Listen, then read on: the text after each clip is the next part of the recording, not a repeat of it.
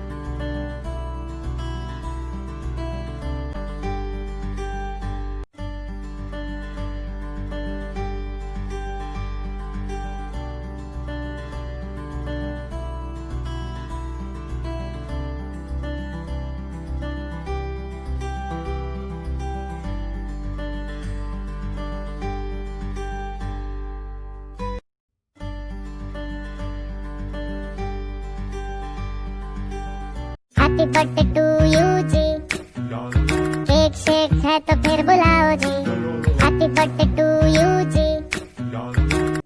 So children, hope you like this activity. You can try this at your home. Thank you. Bye.